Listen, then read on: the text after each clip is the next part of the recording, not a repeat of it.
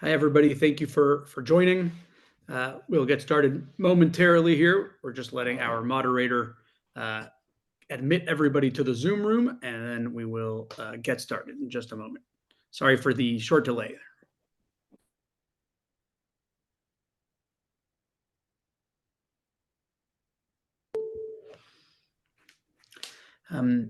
Okay, welcome everyone. For those who don't know me, I'm Alan Levine, Executive Director of Hasbara Fellowships. We work on over 80 university campuses to empower Jewish and other pro-Israel students. And this obviously is a very difficult time and also has become a very busy time for us here as we are now in day 6 of really this new war that started with the Hamas massacre and has become a war for Israel and for the IDF, and really a war for Jewish communities everywhere. And it's been a very difficult time, but we're really trying here at Hasbara to focus on what we can do and to stay in our lane and our expertise, which is helping students on college campuses, which certainly they need our support at this time.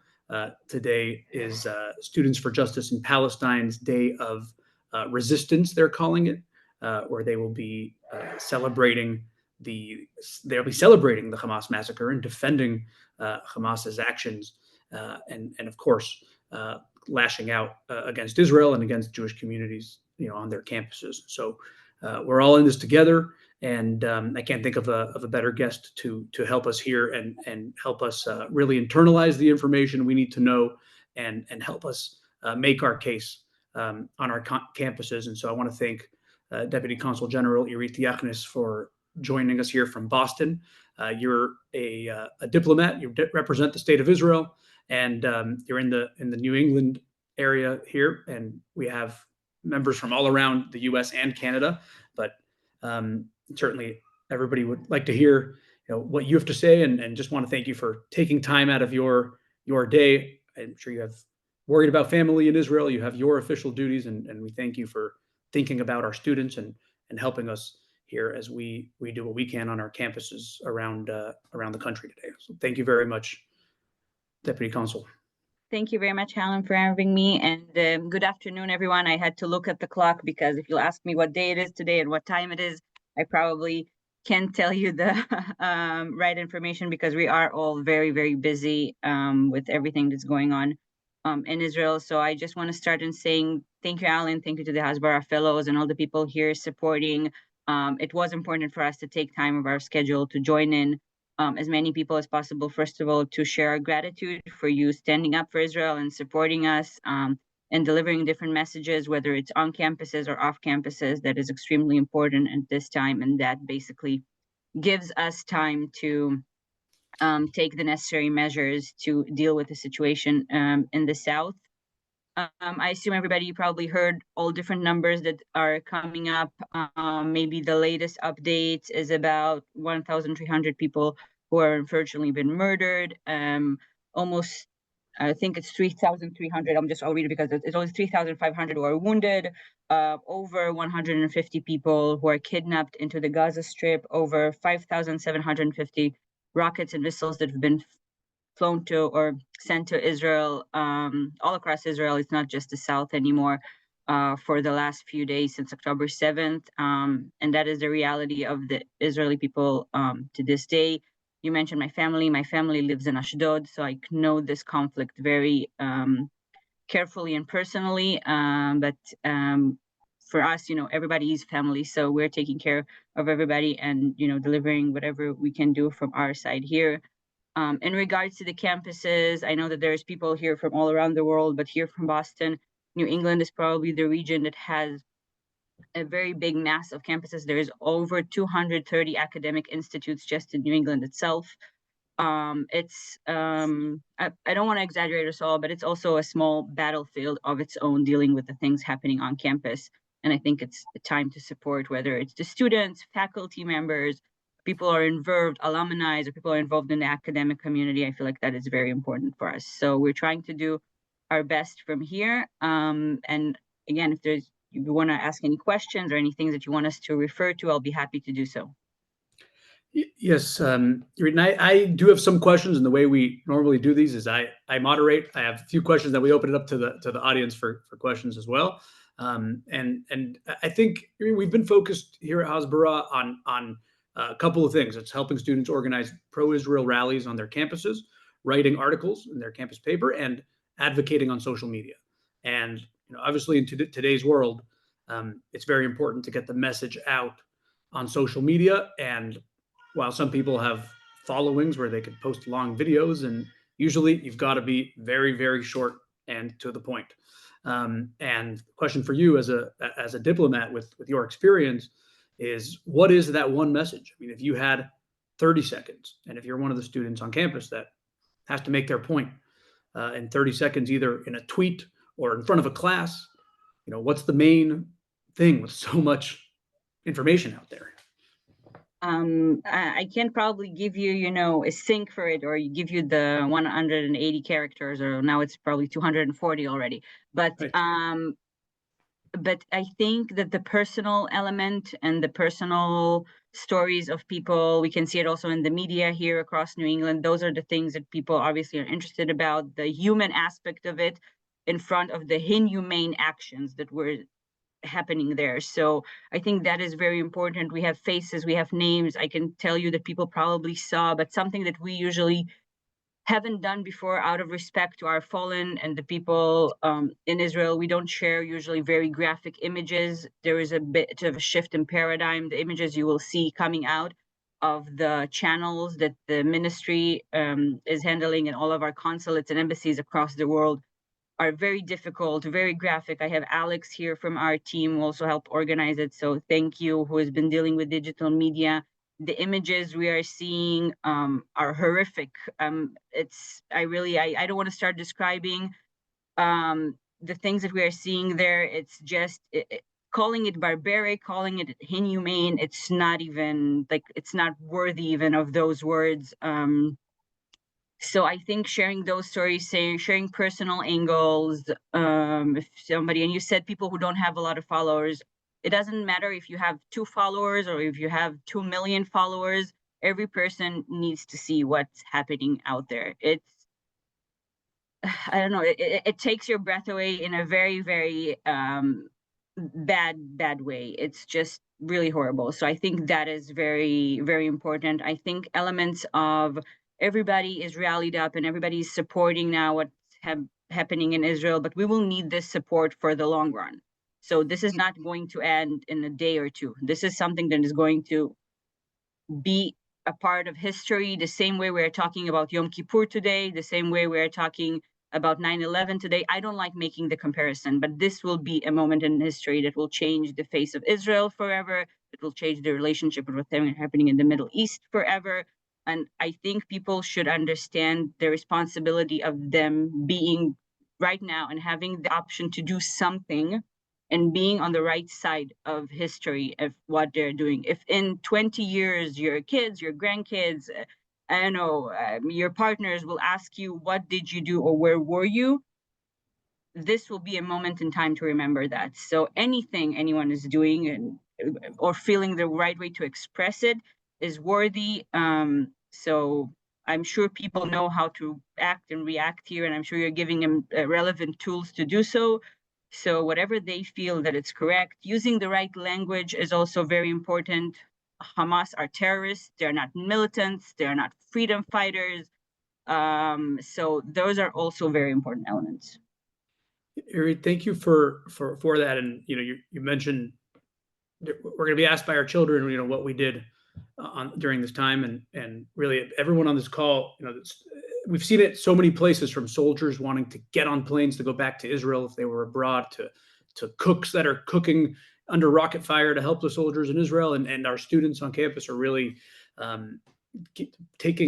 putting everything on hold to help here. And we have people on this call who've done this for many years. We have some newer people, and some people who are not members of the Jewish community, and we see you and we appreciate you. And so I want to thank everyone for, like the deputy consul said, for really doing your part here, and you're I so want you're to so add right. something, Ellen, on what you said.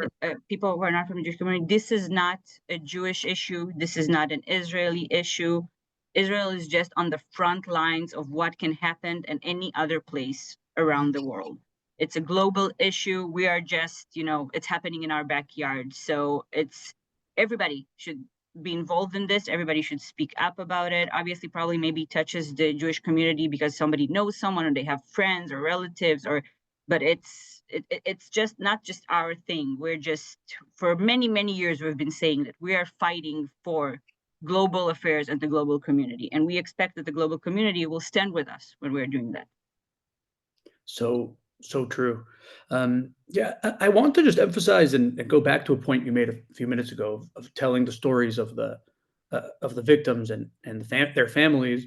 I got a call last night and talked to somebody, a member of our community, this morning who had a anti-Israel YouTube video showed in her daughter's class, and the temptation from this community member that I spoke to was to respond with responding on the terms that of the video that was shown. Right, it was to respond and say, well, no, the facts are 1967 and the facts are these, and let me take you through the history.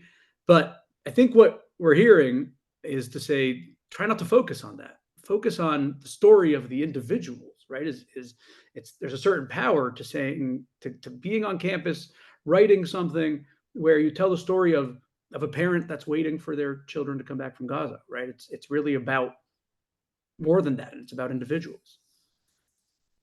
It is, but the facts are also very important. Israel is a sovereign democratic country. We're dealing with a terrorist organization. They do not live to the same standards that we do, obliging to international laws and so on. So we are trying and hoping, if you ask me, are better in that. So the facts do matter. I can tell you that I was listening to an interview, and I'll be willing to share it with you later on, so you can share with the people here, of Abu Marzouk from Qatar, which is one of the leadership of Hamas. He was just bluntly saying to, I think it was a Guardian journalist, I don't remember, but I don't want to say something. We didn't kill civilians. The children that was in the rave party, they were bystanders. And she was confronting him and telling him, what do you mean? They weren't armed, they weren't with weapons, they weren't with military, there was music playing. He's like, no, you're all getting it wrong. This is not. So facts do matter. He can just bluntly lie and say it didn't happen, but the fact that they were on a party, and that does matter. That wasn't them finding military or soldiers or things like that. They were entering and killing babies and mothers and Holocaust survivors and so on. So facts matter, and you can tell the facts through personal stories. Right. Very, very well stated. Thank you for that. I also just wanted to ask you a little bit of looking forward. I mean, I think everyone's concerned that we're going to hear sort of the shift in focus along the lines of what we were just saying. The shift in focus in a week will be Israel's troops did this in Gaza, and maybe Israel's troops did this in the north, um, and how do we kind of contend with that and remind people, remind people Hamas was willing to chop babies' heads off. We're dealing with the worst evil in recent memory. I mean, I don't know if you have an answer to that as a diplomat. How do you remind your audience? I will just correct you. Not willing to chop. They did. They burned people alive. I I stand don't know corrected. whoever got exposed to images. There's horrific images out there. So on one hand, I want to tell you, never go on Twitter or even actually the Arab speaking world, platforms. But on the other hand, I want to tell you, go and see for yourselves, because now I hear people saying, voices around the world, that we're just talking about those images, but nobody is showing them. It is very difficult for us to do it. We're doing it out of respect to those people and for their lives lost. A lot of the images we are showing, it's because family members and community members allowed us to do that, because they understand that we need that, so people will see what happened. But you are right. This is a pendulum, and this will swing in different ways. So once we'll regroup after what happen to us, and it's already been happening. We already have control of the fence and so on, and we have 300,000 people who are joined the reserves, many of them flown from all across the world, even those who are not obliged to serve. Everybody is, rallying up to go back home and defend their families and their country. And we will see different images and we will see different results. And that's exactly when I said in the beginning that we will need people for the long haul, and we will need people to remind them what is happening when those, the patience for what is happening in Israel will probably end for people. As you said, something else will come up on the news. We will need the voices of people here who are activists and acting on behalf of Israel to help us. For example, the consulate, I can tell you, we're a very small entity. I don't know how people imagine a consulate, but it's not a lot of people who are working very hard. But I see each and every one of the people out there who is, doing this for Israel as an ambassador of goodwill, if you want to call it like that, because we can't be on every campus. We can't be part of every conversation. And we need people there who are, fighting the good fight and being on the right side of what is going on. So yeah, definitely the images will change, and it will be difficult for us to see. We don't want to see innocent people get hurt. 100% no. You won't find any diplomat who will tell you, not just a diplomat, any people, with morals would tell you we want to see kids hurt on the other side. We don't. So to make it very, very, very clear. So, but yeah, things will change, and we need to confront that. So I did want to ask you one question about the idea of sharing some of the graphic imagery. I saw an announcement from the government of Israel saying, please do not share it in order to, it would help Hamas to share it, right? Was that an official statement? Is that something, there's a lot going around, did I miss something? I don't know an official statement like that. I can tell you that you will find on all platforms of the Ministry of Foreign Affairs. You said you met with Tamar yesterday, Yes. which is the head of our digital affairs bureau, which is amazing. She will probably tell you that we have over 800 channels, including all the channels that we have from our different embassies and consulates around the world. And we are all sharing, again, with discretion. I can tell you there is much more horrific images than the ones we are sharing. So I don't know of any directive on not to share anything, not at least for us. And obviously people will share whatever they feel it's okay to share. They're very difficult images. Right. It did seem like what one happy medium that was suggested by Tamar yesterday was to perhaps not share graphic images. We don't need to show bodies and so forth, but we can show the victims' families telling the story. And so when you have parents that are crying because they don't know where their child is, whether they're hostage in Gaza or dead, that is powerful. It seems to me would be powerful enough. And to use Tamar's words, she said, "Let the victims tell the story," and certainly we're in charge of amplifying that story. And also, I would say mental health is important, and it's also important to the people who are working on this element. Watching those images over and over again, or sharing them, or talking about them, is also something that is, for the people who are doing that. So for you to be resilient, we will also need, obviously, for you to, be able to keep up. So if that's something that you feel uncomfortable with, which I assume probably every more person will, but also take that into account. So be safe on all levels, whether it's physically on campus or mentally, with whatever you're engaged in. Thank you for that. I want to open it up for questions here, and if you can just go to reactions on the bottom of your screen, you can hit the hand icon there to raise your hand. If you have a question in the chat, we can ask it in the chat as well. And we'll start with Laura Silver. If you want to just introduce yourself, if you're a community member, just tell us which city, if you're a student, campus. My name is Laura Silver, and I live in Toronto. I just wanted to say, in response to the recent discussion about whether or not to watch the images and etc., I heard a very empathic plea by, some of you may know him, Ben Shapiro, on his podcast, who really admonished us. I also have been avoiding the graphic, horrible images, who was arguing in favor of watching the images and confronting the evil that maybe it might stagger the imagination, so that we're equipped when we're going to face the inevitable arguments from mainstream media, which will argue for, moral equivalency here, so that we can argue against it, and that those horrible graphic images are ingrained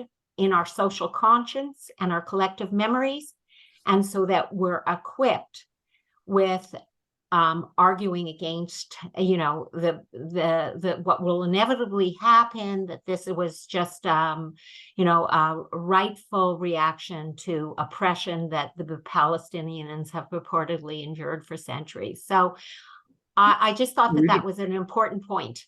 You can't gaslight me, Right. when you actually see what has actually gone on. Your reaction, I think you did give us your opinion on it, but if you have a reaction, please go ahead. And if not, we'll try to get as many questions as possible. If you ask me personally, so first of all, Laura, thank you. And thank you for joining in, and hi to Toronto. Most of my extended family lives there, so I have a special place for the city. But again, if you are up to it and you're able to watch those images, yes, please take it to advise. They are very difficult. Again, I don't like doing the comparison, but they are Holocaust level horrific. Yeah. It's a genocide. It was a genocide, and it's just they just came into a purpose with killing and creating much harm. And except for the thousands of terrorists that came in, I want to say that once the gates were open, a lot of Gazan citizens walked in and just joined this massacre without anyone, encouraging them or, provoking or anything like that. So it wasn't just terrorists from armed groups. It was also civilians that were doing that, and that were just out of rage. Like you can see it from the physical harm that was done to the people there. So yeah, you will want to probably, again, you need to see it, but I understand when people say that they don't have the capacity or the ability to intake those images. So I confess I haven't braved it yet, but I was moved by the argument. Let's thank you, and thank you for that, Laura, and your question. And let's go to Ami. I see Ami hand is up. If you can just unmute yourself and go ahead, and we'll go to Lena after that. Hi, I'm trying to unmute the video. I have a little different take. I'm a retired mental health worker and a daughter of a Holocaust survivor. It's a whole discussion about the nervous system and trauma. I think we can't hear you very well. Is that just on my end? now I can hear you very well as well. We'll go to Lena, and we'll come right back to you. So you want to try your. Hello? Can you hear me now? We hear you. Go ahead. Okay, sorry. I'm saying I have a bit of a different take. I'm a retired mental health worker and daughter of a Holocaust survivor. And in terms of trauma, nervous system regulation, and we know when people are their amygdala, which is the center of the brain, is hijacked, and we get into the reactivity, the frontal lobe is not working also in terms of decision and so on. I really think that it's not for us necessarily to view these images. I think it's for perhaps the rest of the world. On the other hand, this is, I was saying to people, prepare yourself, because this is the way they torture us, And so there is a resistance also in not succumbing to the torture and to the fear. And at the same time, there's also bearing witness, which I have done many times, and say that I am bearing witness, and that is a higher value as well. So, but the other piece that I want to ask about, is that so I think it's a decision that everyone has to make individually, and I realize that the narrative is what we need to own, and so I've been supporting Hasbara and honest reporting and so on from the beginning. And I think everyone has to do whatever their piece is, whatever their skill set is, whatever their capacity is. We're all on the front line. I think we need to unite Jews first and educate Jews first, so they have the talking points and they have the capacity. I want to refer people to Dr. Ruth Weiss. There's a great video on Torah Cafe where she lays out, it is 30 minutes, but she lays out the entire, not only history, but the moral clarity. So yeah, it's very hard not to kind of be reactive. And we need to go into inquiry also, that when somebody makes a statement or a claim that this is resistance or whatever, well, what gives you that impression? Where are you getting that idea, or that Israel's illegal or whatever? It's like going into inquiry and getting off the defensive and making people substantiate their claims. And with all due respect, one last thing. I'm going to ask you to respond here, just since we're short on time, if that's okay. I just want to say one thing. With all due respect, Ben Shapiro is not a psychotherapist, okay? And everything's great, but I think we need as a collective to have a collective discussion. What's the best ideas and the best approach? Thank you. Thank you for that. I mean, thank you for all your support and participation. Deputy Consular, if you have a reaction, go ahead. If not, we can go to the next question, since we have quite a few. Again, I would think that probably a lot of people have different opinions on how they should react. And as I said, everybody should do what feels right for them. I just didn't miss, was there a question that I might have missed? I'm sorry, Amy. I don't see Ami on my screen now for some reason, but I think I think the point is well stated, and I know we have a lot of aspects of this that we want to cover, and not only the maybe I'll just address. Yes, sorry. Maybe I'll just address the element yes, of. Last word on that, Irit, please. Thank you. Sorry, I did have one question. Yes, please. How do we engage in our collective genius in a collective conversation? Because this is going to be a political decision. I have family who's in military upper echelons. I've been discussing, and I say, can we also, the women, right, in terms of not being reactive, can we also provide input into this decision that affects all of our lives, because we're all on the front line? So at 5 o'clock in the morning, I said, can we just hit the pause button, minimize the casualties, rather than going in, use food as the weapon of choice, put in the electricity, put in the water, but flush them out with food, and not put our troops at risk, and demand, change the scenario rather than waiting for them to make demands to say, we demand the release of the hostages, then you'll get food. And then the population may also start putting pressure on Hamas to do that. And then the world can see that it's their choices. Also to ask the Arab allies, to evacuate the women and children, who are below fighting age. And if they don't, that also demonstrates that, they don't want to repatriate or help their people. So we need to be smart about this and not reactive. That's and my question is, how do we enter the conversation? And I appreciate you taking my question. And I know in Israel, the best ideas go to the top, but it's like not always like that here. It's all about, whose position is what, but we need to be in the conversation. Thank you, Ami. So I will address very, very quickly the elements of how you can engage locally. Again, obviously, we as diplomats, we are guests in your country, and we are not getting into internal American political discussions. But I'm sure you are all, very active people, and you have your senators and your representation in Washington. I can tell you that all governors of all U.S. states were vocal about what happened in Israel. So you have your representation, you have to reach your decision makers on those elements. So that is one point of action that you can do. In regards to military decisions in Israel, whether we will bring soldiers in or not, I will leave those decisions to the people who are much more qualified than myself to discuss those and to analyze whatever information that they have much more information than we do to make the military decisions. And I will just one reminder, the Hamas got elected in the Gaza Strip. They're not there by accident or by mistake. So the people of Gaza chose the Hamas to be their leadership, and they are suffering from the consequences, and we are suffering from the consequences of their choices. So that is also something that needs to be taken into account. Thank you. Thank you very much. We'll go to the next question, and just Alex from the consulate. If the deputy consul has a time limit here at all, please let us know. Most of these sessions have gone an hour. I know, or deputy consul, if you know your own schedule, you want to let me know how much more time we have. Please do let us know, because otherwise the questions will keep coming. But and we appreciate you taking them. It is important for me to to talk to you. So we will take a few more questions. I'll make the time. Thank you.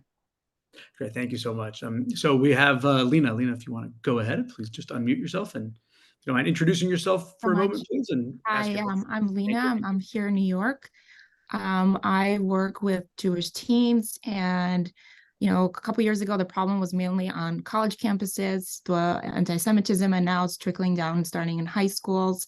And I've spoken to some of them. They're just distraught that the friends are turning on them. They're not making eye contact with them in the hallways.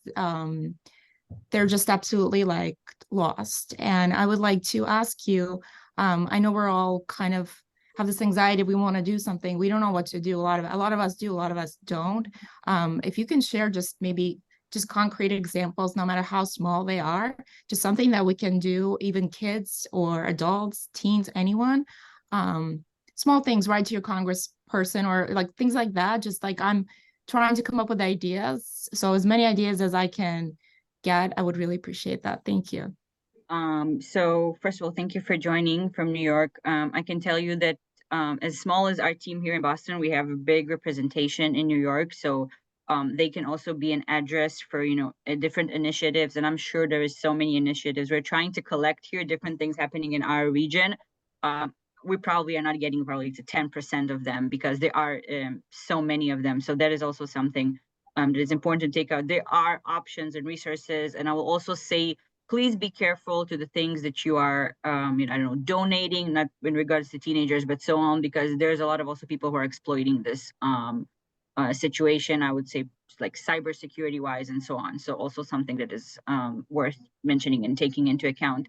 As you said, people who are keeping busy don't have, it takes your mind out of different things. So I can tell you that things that we've been doing here, and again, I don't know how old are the kids you're working with, are they're, at what ages, but if they're maybe a bit older, I can tell you the cross, it is happening here on college campuses, but it also can happen in a high school.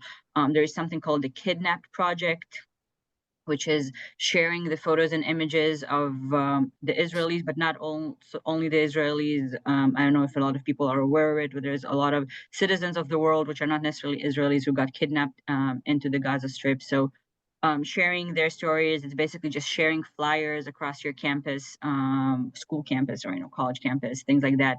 People are doing bake-offs here. So kids were, baking things and then selling them and collecting those money. Writing letters to soldiers in Israel, thanking them. So if there's different groups within your area that are sending packages of things, you can put the letters in there. If they're active on social media, then again, it's a battle as well. So they can do that as well. I'm sure that if their parents are engaged, they can engage in whatever their parents are doing, if it's going and packing packages, because I know a lot of people are doing that. Social rallies in different places around here. They were doing evening events, lighting candles, doing songs, just for people to also be together, but to have a collective stand on that. So yeah, whatever makes them engage and feel. I feel like when you're feeling, it makes you feel part of it, and doing nothing makes you feel a bit of hopeless. So. Thank you for that. Thank you for that great question, Lena. We could go to Joseph, and if you can just briefly introduce yourself and unmute and ask your question. Thank you. Yeah, hi, Joe Oliver from Toronto. I have three very brief comments. The first one is that our role is not to tell Israel what to do, but rather to support them in whatever they decide to do in this existential battle against evil. Secondly, you asked about an elevator summary of the position. If I had 10 words, I would say Hamas perpetrated an atrocity. Israel can't let it happen again. And thirdly, the issue of proportionality. And we're going to hear much more about that this time as we did in previous crises. The question of proportionality is not to equalize the number of victims, but it's to do what is necessary to eliminate the threat. And in the Second World War, German cities were destroyed, and so were Japanese cities, in order to achieve the victory that was necessary. And in this case, what's necessary is the elimination of Hamas from a military and governance point of view. And that, alas, is going to not be a peaceful exercise, and it's going to entail, unfortunately, collateral damage. And we have to be prepared for that, and we have to explain it in that broader context, because the attempt will be to create a double standard, to impose on Israel standards which aren't imposed on any other country.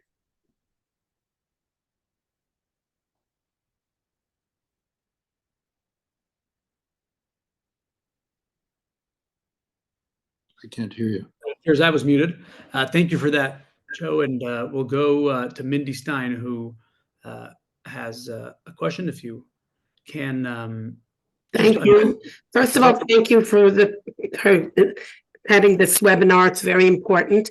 I am the past national president of Emunah of America. I am now the elected vice president for the American Zionist Movement for the WZO relations, for World Zionist Organization relations.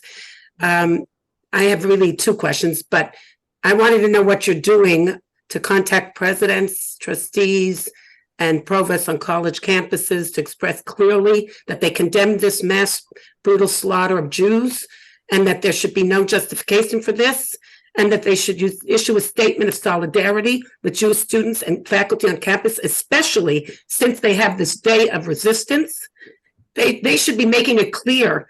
And this should not be on our college campuses. This should not be freedom of speech. This is not freedom of speech.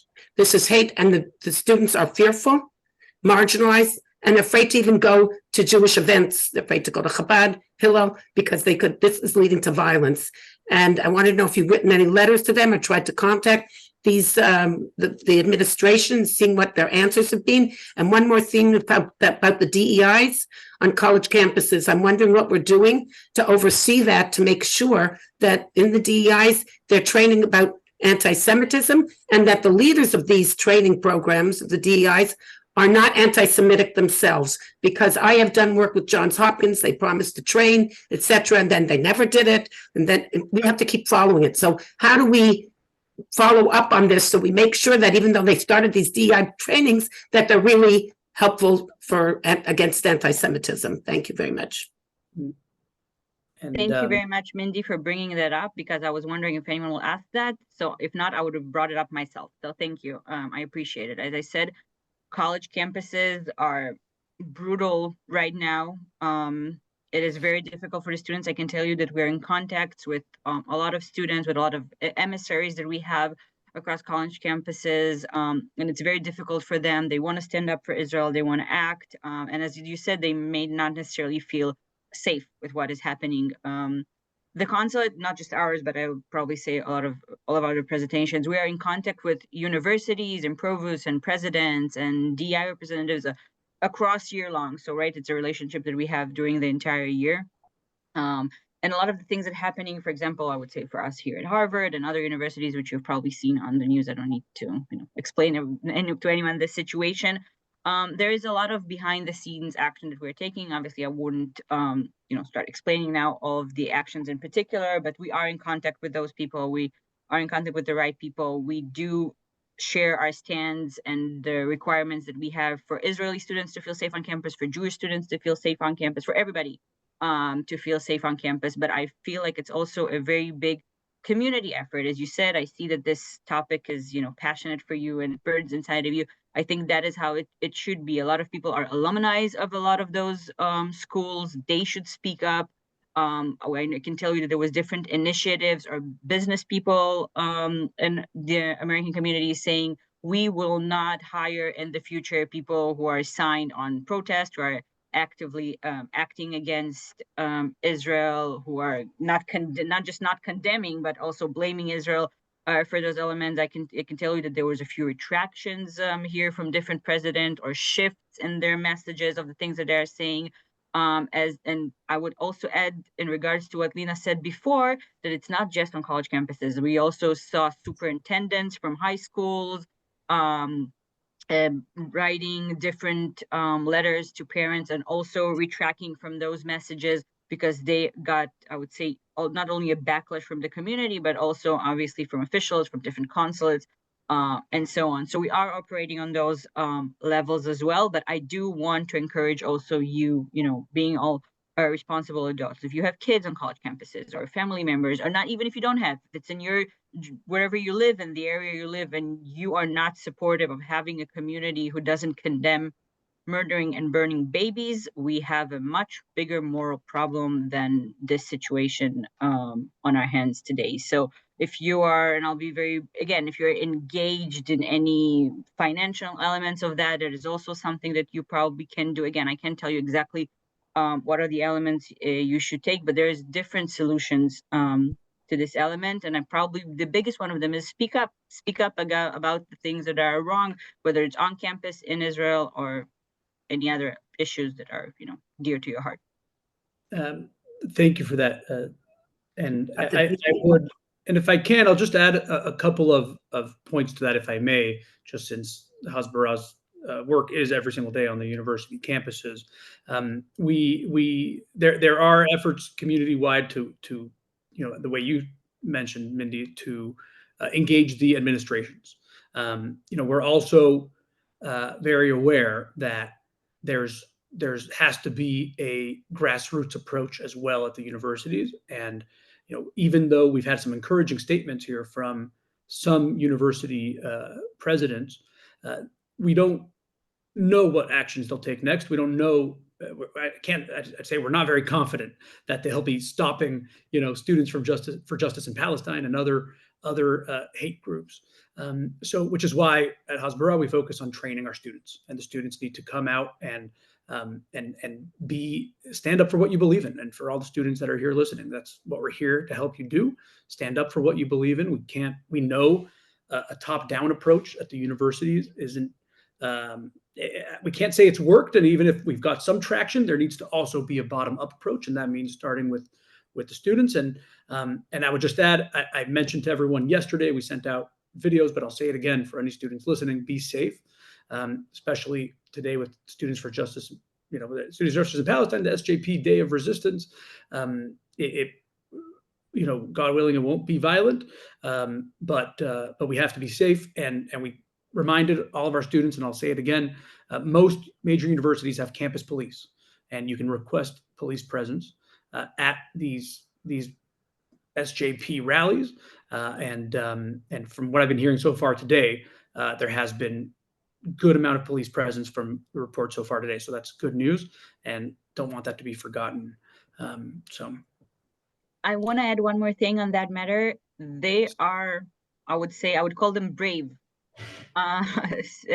campus administrators, president, and so on, who spoke up very clearly and did the right thing. I think we should also amplify them and support them, because they will probably also get the same reactions, and they will be leading by example. If they have a very clear voice, then their communities will have a clear voice. And I think we should also support the good people who are supporting the good fight. So that's also important.